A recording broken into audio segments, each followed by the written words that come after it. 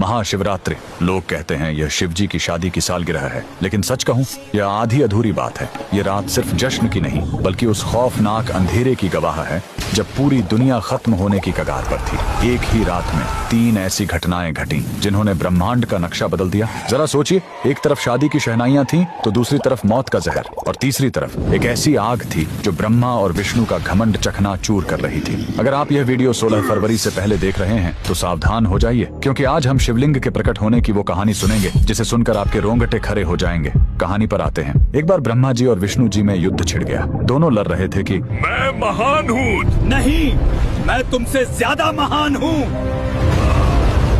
उनका यह घमंड जब दुनिया का संतुलन बिगाड़ने लगा, तब अचानक उनके बीच एक विशाल अनंत अग्नि स्तंभ प्रकट हुआ। वह आग का एक ऐसा खंभा था जिसका न कोई शुरुआत था न अंत। उस स्तंभ से एक भारी आवाज आई, जो मेरे आखिरी सिरे को खोज लेगा वही महान होगा।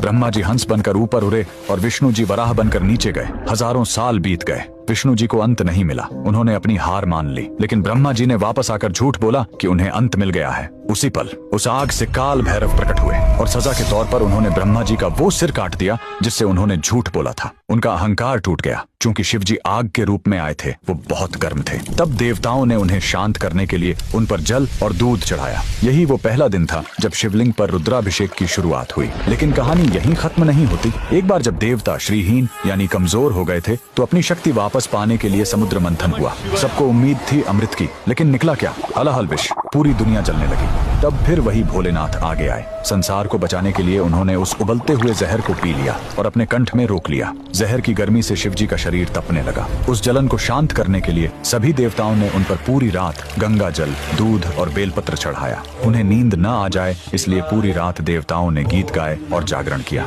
यही वजह है कि महाशिवरात्रि पर हम पूरी रात जागते हैं। लेकिन रुको, यह रात इतनी डरावनी भी नहीं है। इसी रात प्रेम की जीत भी हुई थी। जब माता सती ने अपने प्राण त्यागे थे तो शिव जी पूरी तरह टूट गए थे। वो वैरागी बन गए, दुनिया छोड़कर समाधि में चले गए। तब माता सती ने पार्वती के रूप में जन्म लिया। उन्होंने हजारों साल तक कठोर तपस्या की, सिर्फ अपने शिव को वापस पाने के लिए। आखिरकार भोलेनाथ पिघले। इसी महाशिवरात्रि की रात वो वैरागी फिर से दूल्हा बना और शिव शक्ति का मिलन हुआ। तो इस 16 फरवरी जब आप शिवलिंग पर लोटा भर जल चढ़ाएं, तो याद रखिएगा, आप उस आग को शांत कर रहे हैं और उस जहर के दर्द को कम कर रहे हैं। कमेंट में लिखें हर हर महादेव।